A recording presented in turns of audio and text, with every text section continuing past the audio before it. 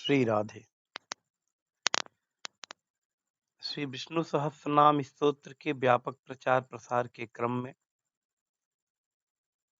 हम आपके प्रश्नों के उत्तर के प्रसंग में आज श्री विष्णु सहस्रनाम स्तोत्र पाठ से लाभ ही लाभ नामक वीडियो में आए हुए समस्त प्रश्नों एवं सात्विक कमेंट्स का राधे राधे करते हैं।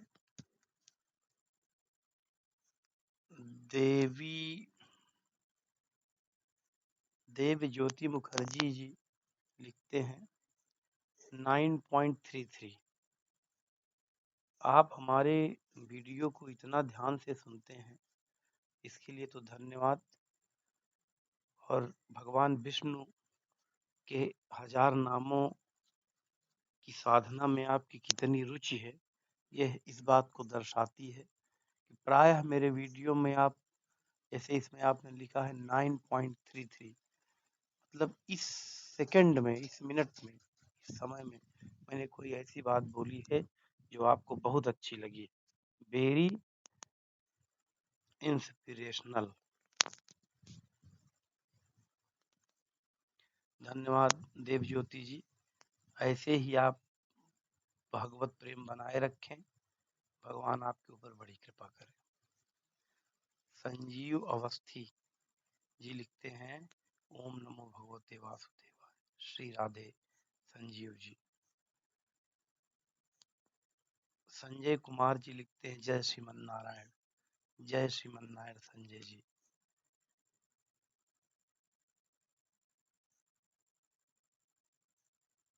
मानिंद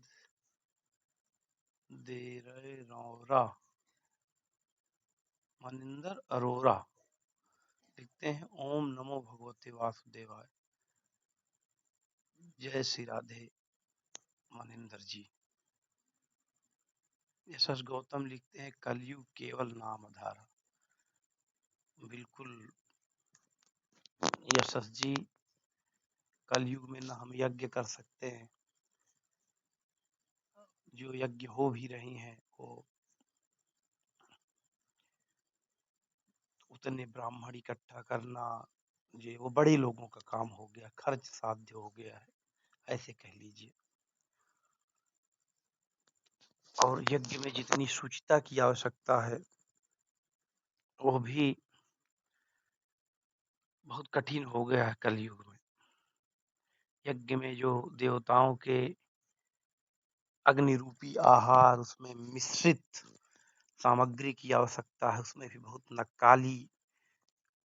नकली चीजें आने लगी हैं।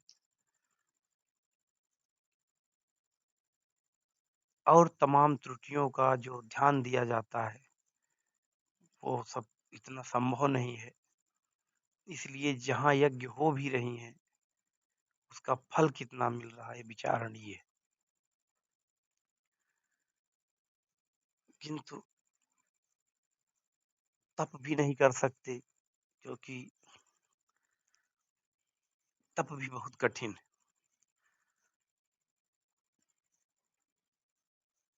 तप की बात है तो बहुत बड़ी बड़ी तपस्याएं शास्त्रों में लिखी हैं,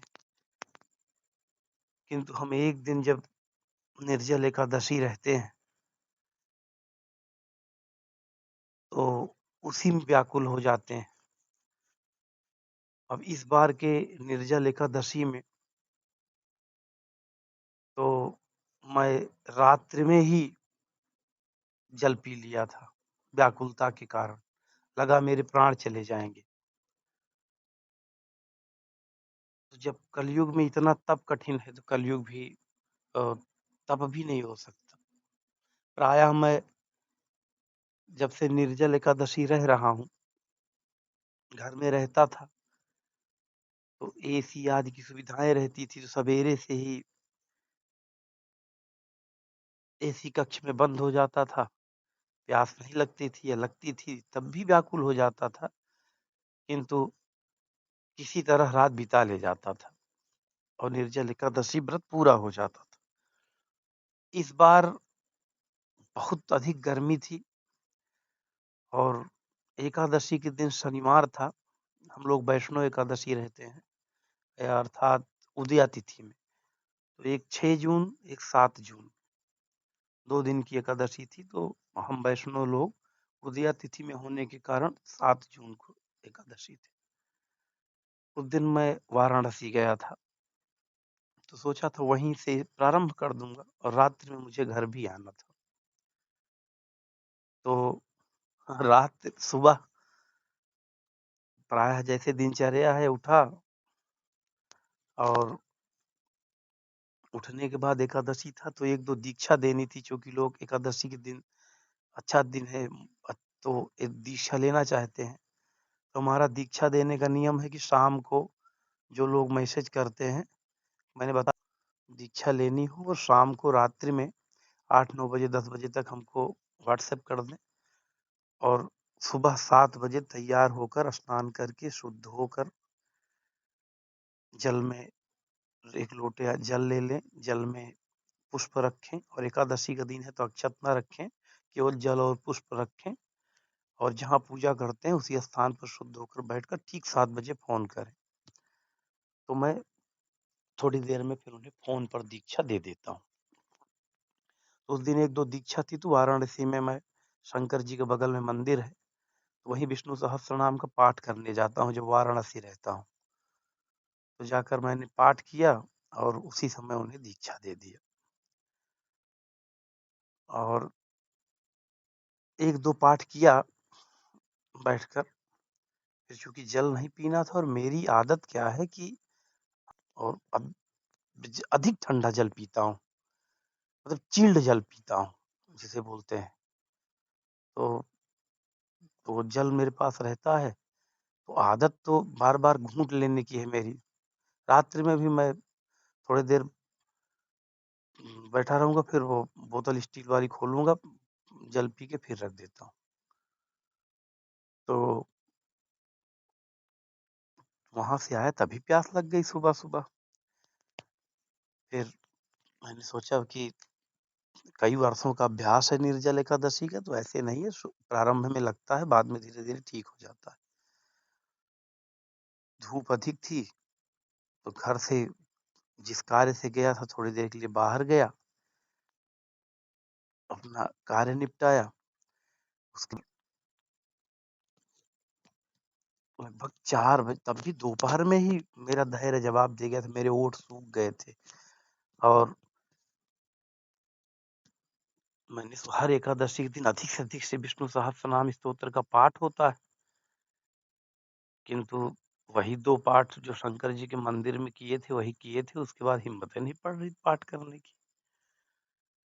फिर किसी तरह 12 बजे तो बोल ही नहीं पाता था कुछ, और जहाँ बैठा था वहाँ वार्ता करनी थी, लोगों से बात करनी थी, तो निकल ही नहीं रहा। तो मैंने उन लोगों से बताया, तो उसमें से एक सज्जन ने तो हमसे यहाँ तक कह दिया कि ये औरतों वाला व्रत आपने कब से ठान लिया?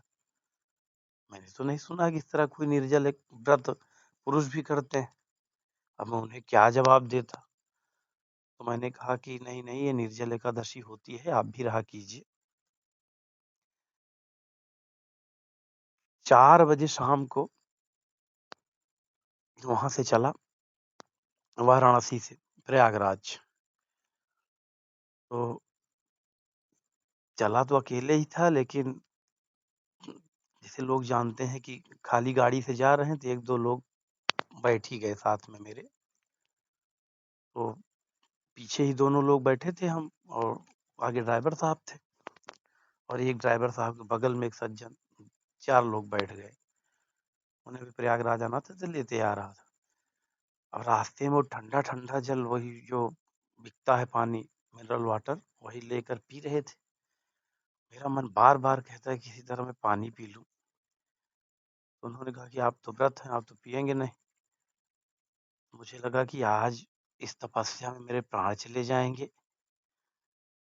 एकदम व्याकुल, इस तरह तो मुझे कभी परेशानी ही नहीं हुई थी, क्योंकि दोपहर में मैं गर्मी में था, और कई जगह गाड़ी से उतरना पड़ा, बातचीत करनी पड़ी लोगों से, तो धूप लगी। तो रास्ते में हमारे घर आने से पहले श्रृंगबेरपुर धाम पड़ता है, जब प्रयागराज से आगे आइए, भगवान राम वहाँ एक रात रुके थे। तो भगवान राम, लक्ष्मण, सीता जी, इसलिए श्रृंगबेरपुर नाम ही है उसका। और श्री रामचरितमानस में वर्णन है, श्रृंगी ऋषि का आश्रम था। केवट प्रसंग यही हुआ था। केवट ने जो भगवान को पार कराया था, यही कराया था। तो मेन रोड से 1-1.5 किलोमीटर पड़ता है अंदर श्रृंगबेरपुर। मुझे लगा कि घर में जाकर ही कौन पानी पीना है, कि जल्दी घर चलिए पी लीजिए। तो क्यों ना थोड़ी देर गंगा जी में पड़े रहें, आधे 1 घंटे, तो काफी राहत मिल जाएगी, स्नान भी हो जाएगा। तो मैं श्रृंगबेरपुर स्नान करने के लिए ड्राइवर साहब से निवेदन किया कि चलो भाई, आप भी कर लो, और सब लोग, 2 लोग और थे, आज गंगा स्नान कर लेते हैं। उन्हें क्या पता कि गुरुजी स्वार्थ बस जा रहे हैं कि एकादशी व्रत है, निर्जल, और प्यास बहुत अधिक लगी है, तो उसी में डुबकी लगाएंगे। जल्दी जल्दी आया, इतना निर्मल शाम का समय था। बहुत सारे पर्यटक भी आए थे, काफी बच्चे और लोग सब स्नान कर रहे थे। मैं भी स्नान के लिए सभी लोग, चारों लोग उसमें स्नान करने लगे। स्नान करने लगे तो लोग बस 1-2 डुबकी लगा कर निकालने लगे, और मुझे लगता था कि बस इसी में पड़े रहो। तो आधे घंटे तक मैं पड़ा रहा। तो उन्होंने कहा कि अरे भाई निकलिए अब। हमने कहा बैठिए, इतना अच्छा सुअवसर है, आज एकादशी का दिन है, गंगा जी में जितनी देर रही है उतने पुण्य की बात है। और मन की बेईमानी बताऊं आपको, गंगा जी में मैं जब डुबकी लगाता तो इधर उधर से थोड़ा बहुत जल अंदर चला जाता गंगा जी का। तो मन से तो था कि नहीं, बिंदु मात्र भी जल नहीं जाना चाहिए। लेकिन अच्छा, उससे पहले मैंने एक दिन पहले वीडियो में बताया भी था, बिंदु मात्र जल नहीं जाना चाहिए। तो जो शास्त्रों में लिखा है मैंने तो बताया, किंतु थोड़ा सा भी जल जब अंदर थोड़ा सा चला जाता, तो वो जल इतना पवित्र, इतना अच्छा लगता, कि लगता जैसे अमृत चला गया है। तो उस 1 घंटे में मैंने अंदर अंदर थोड़ा बहुत जो जल ग्रहण किया, वो वैसे प्रत्यक्ष तो नहीं किया, लेकिन अगर थोड़ा सा भी चला गया तो वो अमृत के समान लग रहा था। खैर किसी तरह गंगा जी से 1 घंटे के बाद निकला, और जैसे ही अंदर अंदर बड़ी राहत हुई, जो मुख सूख रहा था वो दूर हो गया, प्यास भी बुझ गई बिना पिए ही जल।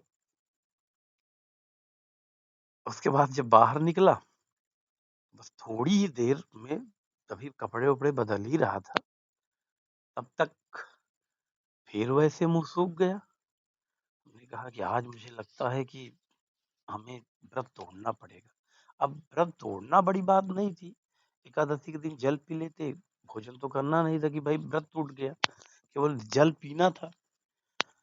किंतु मन में एक लालच थी कि 6 बज रहे हैं, अब 6 बज रहे हैं, और 6 बजे पूरा दिन मैं इतनी धूप में निकाल दिया। अब तो रात्रि का समय वैसे ही ठंडा है, अभी घर पहुंचूंगा, आराम से ठंडा रहेगा, एसी में सो जाऊंगा, कोई दिक्कत नहीं आएगी। किंतु मुंह सूखा जा रहा था। तो वहीं पे एक साधु रहते हैं, तो अक्सर जब मैं जयपुर जाता हूँ तो उनके पास जाकर दान दक्षिणा दे के आता हूँ। मुझे लगा कि एकादशी का दिन है, महाराज जी को कुछ दक्षिणा दे दूं। तो गया, दरवाजा खटखटाया तो निकले वो भी मौन थे।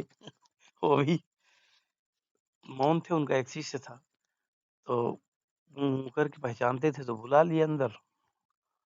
और तो हमने उनको बताया कि महाराज जी आज निर्जल एकादशी है और प्राण चले जाएंगे लग रहा है, मुंह बहुत सूखा है। तो उन्होंने कृपा करके हमको चरणामृत दिया। हमने कहा महाराज जी पूरा दिन तो निर्जल रहा हूँ, अब चरणामृत पी लूं? तो उन्होंने करके बताया कि चाहिए तो नहीं, लेकिन अब जब अधीर हो तो पी लो। उनका शिष्य हंस के कह रहा है कि जब चरणामृत ही अलाउ होता, अब उसका स्वर सुनिए, वो कह रहा है कि जब चरणामृत ही अलाउ होता, तब तो फिर आदमी पूरे गागर में चरणामृत उड़ेल लेता और व्रत पीता रहता, बताता कि निर्जल व्रत एकादशी हूँ। चरणामृत की आज्ञा यदि मिल जाती, फिर क्या बात थी? तब तो सारे ऋषि मुनि, सभी गृहस्थ भगवान का उस दिन ढेर सारा चरणामृत निकालते, एक बाल्टी। चरणामृत क्या, चरणामृत तो ड्रम में भी निकाला जा सकता है। अब पीते रहते हो, बताते कि भाई निर्जल एकादशी हूँ, किंतु चरणामृत तो की तो आज्ञा है। तो मुझे लगा कि ये ठीक नहीं है, महाराज जी भी ज्यादा फोर्स नहीं किए। चला आया, फिर गाड़ी में बैठा घर आया। घर आते ही मेरा चेहरा देखा जब घर वालों ने, होठ पूरा सफेद हो गया था, एकदम व्याकुल में दिख रहा था। तब मैं तो बस जैसे ही आया, लेट गया। लेट आया तो थोड़ी नींद आ गई। पूजा पाठ तो बहुत दूर की बात थी, नहीं तो एकादशी के दिन तो दिया जला के रात में मैं विष्णु सहस्त्र नाम का पाठ करता हूँ, खूब दीक्षा माला जपता हूँ। लेकिन उस दिन कुछ नहीं, पूजा पाठ तो बहुत दूर की बात, प्राण बचाना मुश्किल था। शरणागति मंत्र नहीं निकल रहा था, 12 बजे से ही बंद हो गया था। तो फिर घर वाले बढ़िया नींबू का शरबत, नींबू उसमें दिख रहा था, नींबू के जो निचोड़ गारने के बाद जो पड़ा रहता है, और ठंडा ठंडा एकदम शरबत ला के रख दिए। बोले कि भैया बहुत हो गया, अब आप इसको तुरंत पी लो, बस यही हमारी प्रार्थना है। मुझे भी जब मैंने शरबत देखा घोरा घोराया बढ़िया, मेरा धैर्य टूट गया और मैंने कहा ले आइए थोड़ा पी लूं, क्योंकि प्राण रक्षा आवश्यक है। तो प्राण रहेगा तभी धर्म हो पाएगा। फिर मैंने ये तर्क दिया और एक गिलास शरबत पिया। फिर जब एक गिलास शरबत पिया तो एक डल्लू शरबत आया था, पूरा 1 लीटर का। तो मुझे लगा कि अब एक गिलास जब पी लिया हूँ, व्रत टूट ही गया है, अब निर्जला तो रहा नहीं, अब तो सामान्य एकादशी रह गया। तो फिर पूरे डल्लू में जितने गिलास, 1 गिलास, 2 गिलास, 3 गिलास, 4 गिलास नाप के पूरा पी गया। और पी करके फिर वो आनंद आया है मुझे वो शरबत पीने में, अमृत के सदृश था। ऐसा स्वाद, ऐसा अनुभव मुझे कभी नहीं मिला अभी तक शरबत पीने। दूसरे दिन फिर मेरी इच्छा हुई कि शरबत पिए, लेकिन फिर न वो स्वाद आया न वो आनंद आया, क्योंकि दूसरे दिन तो जल पिए हुए थे। तो ये अनुभव मेरा निर्जल तो आपने जब लिखा कि कलयुग केवल नाम आधारा, तो मैंने बताया कि कलयुग में तप भी नहीं हो सकता। और फिर एक जो हमारे शिष्य हमें मैसेज कर रहे थे बार बार, कई वो एक शिष्या हैं और कई लोग कि गुरुजी अब रहे कि छोड़ दे, कई लोग थे उसमें संपर्क में थे। मैंने सबको बता दिया भाई मैंने पी लिया जल। उसी दिन मैसेज किया कि और लोग भी मान लीजिए इसी तरह हताहत हो तो पी ले, प्राण रक्षा हो, धर्म तो करें। तो ये कलयुग केवल नाम धारा एकदम सही कह रहे हैं। केवल विष्णु सहस्त्र नाम स्तोत्र और जो गुरुदेव भगवान द्वारा मिला हुआ दीक्षा मंत्र है, शरणागति मंत्र है। शरणागति मंत्र के क्या कहने, जिधर चलिए, जिधर उठिए बैठिए जपते रहिए, इससे सरल तो कुछ है ही नहीं। तो इन्हीं दोनों का सहारा है कलयुग में, और कोई तप नहीं हो सकता। ये मैंने तप पर ये अपनी आत्मकथा बताई। अमित कटियार जी लिखते हैं, जय श्री हरि नारायण, जय श्री हरि नारायण। अमित जी। अवनीश मिश्रा जी लिखते हैं, श्री नारायण, जय श्रीमन नारायण। सोमनाथ चौबे जी लिखते हैं, राधे राधे, जय श्री राधे सोमनाथ जी। अवनीश मिश्रा जी लिखते हैं, मैं हमेशा यूट्यूब पर आपका वीडियो देखता हूँ, काफी ज्ञानवर्धक बातें सुनते हैं। हाँ अवनीश जी, हमारा उद्देश्य यही है कि इतना अच्छा स्तोत्र और इतना अच्छा दीक्षा मंत्र जब हम लोगों के पास है, तो क्यों हम इधर उधर भटकें, क्यों ना हम इन दोनों का खूब लाभ उठाएं और अपना स्वयं का कल्याण करें। ये दोनों, ये स्तोत्र भी विष्णु सहस्त्रनाम स्तोत्र और ये श्री संप्रदाय से प्राप्त दीक्षा मंत्र, ये दोनों आप को सुखी करने के एकमात्र उपाय हैं और सुखी होने के सरल साधन। ऐसे समझ लीजिए कि दुख से हर व्यक्ति की शत्रुता होती है, कोई दुख नहीं चाहता, लेकिन उसको विनष्ट करने का सबसे सरल साधन यही दोनों, एक श्री विष्णु सहस्त्रनाम स्तोत्र, एक दीक्षा मंत्र। अपर्णा सिंह जी लिखती हैं, बहुत सुंदर आपके वचन, हम मोटिवेट हो जाते हैं सुनकर। श्री राधे।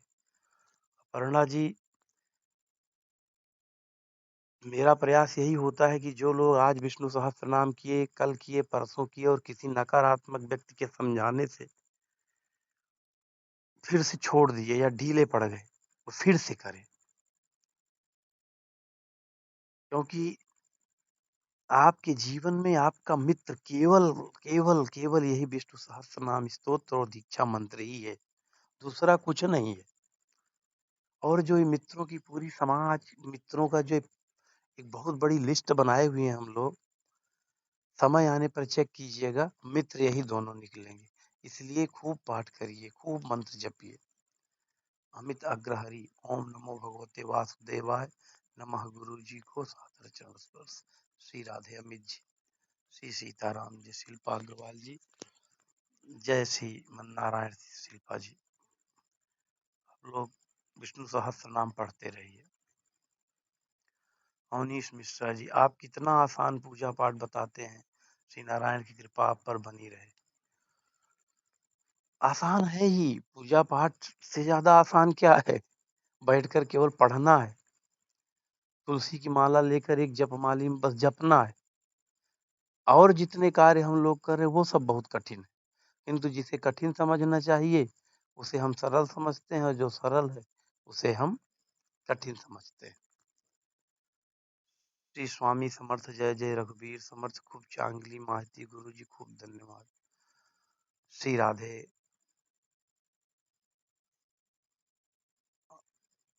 मदन मंदन मनोली जी, ऊपर थे अवनीश मिश्रा जी। अवनीश मिश्रा जी, श्री नारायण भैया जी। शिल्पा अग्रवाल जी, धन्यवाद भैया जी। श्री राधे शिल्पा जी। रवि मिश्रा जी लिखते हैं, गुरुदेव भगवान कर रहा हूँ आपसे प्रेरित होकर। श्री राधे। ऐसे ही रवि जी खूब श्री विष्णु सहस्त्र नाम स्तोत्र पढ़िए, और दीक्षा लिए हो दीक्षा मंत्र पढ़िए, नहीं लिए हैं तो ले लीजिए। नवीन मेहरोत्रा जी, गुरु जी सादर प्रणाम, आपके सत्संग ने ऐसा प्रेरित किया कि अब प्रतिदिन एक पाठ कर रहा हूँ, श्री विष्णु सहस्त्र नाम। पहले संस्कृत में पाठ करने में हानि का डर, प्रतिदिन एक पाठ कर रहा हूँ, श्री विष्णु सहस्त्र नाम। पहले संस्कृत में पाठ करने में हानि का डर लग रहा था, परंतु अभी एक ही मंत्र हुए और 90% सही उच्चारण कर पा रहा हूँ। आपको बारंबार प्रणाम। ये नवीन जी, ये विष्णु सहस्त्र नाम स्तोत्र का महात्म्य ही ऐसा है कि ये वक्ता बना देता है, प्रखर वक्ता, विद्वान। इसलिए बस त्रुटि की चिंता मत कीजिए, साइड इफेक्ट नहीं है इसका। अशुद्धता की चिंता मत कीजिए कि पढ़ रहे नहीं बन रहा है, जैसे बने वैसे संस्कृत में पढ़ते रहिए, धीरे धीरे आप विद्वान हो जाएंगे, आपसे शुद्ध कोई पढ़ ही नहीं पाएगा। राधे राधे गुरु जी। प्रवीण कुमार सिंह लिखते हैं, श्री राधे प्रवीण जी।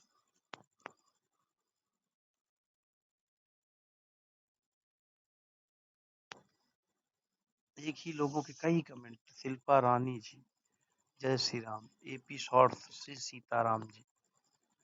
विराज मेहत्रे, नारायण नारायण नारायण नारायण विराज जी। देव ज्योति मुखर्जी जी, 8 39 9 11।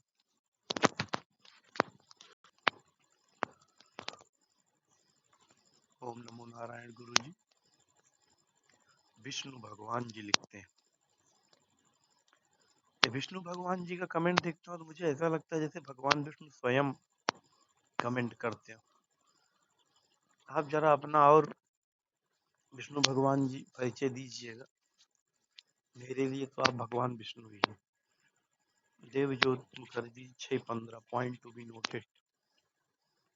देव ज्योति जी के कमेंट्स देखकर मैं फिर से अपना वीडियो देखता हूँ और जैसे इन्होंने 6:15 लिखा है, 6:15 पर जाकर देखता हूँ कि मैंने क्या कहा है।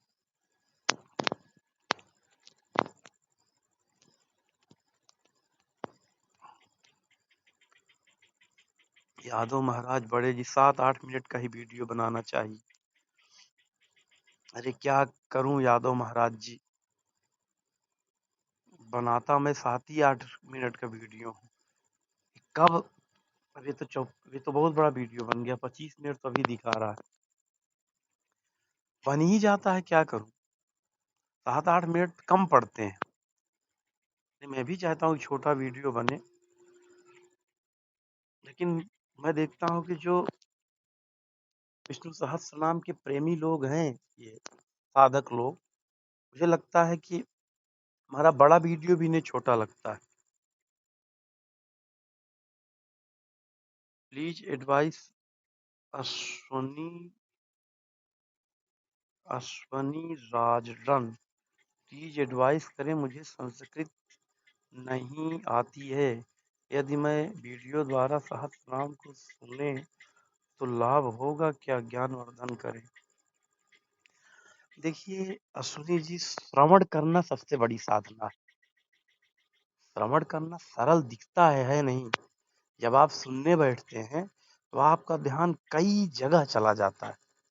ध्यान से 20 मिनट का वीडियो सुन नहीं पाएंगे। और जब आप पढ़ते हैं तो आपको, आप पढ़ते समय आपकी आंखें काम करती हैं, आपके दोनों कान, यानी आप जो पढ़ रहे हैं वो आपके कान श्रवण करते रहते हैं। तो पढ़ते हैं तो श्रवण भी हो रहा है और जीवा भी शुद्ध हो रही, पढ़ भी रहे, जीवा काम करती है, मुख काम करता है। इसलिए सुनना सरल दिखता है, लेकिन जिस साधना की बात की गई है सुनने में, वो संभव नहीं है हम जीवों के लिए। हमारा ध्यान इधर उधर चला जाता है। इसलिए प्रयास करें कि पढ़ें। और सभी विष्णु सहस्त्र नाम करने वाले साधकों से ये मेरा व्यक्तिगत निवेदन है कि श्री विष्णु सहस्त्र नाम स्तोत्र जैसे बने, लय से गा कर पढ़े, तो आपको भी आनंद आएगा, भगवान विष्णु को भी आनंद आएगा। श्री राधे।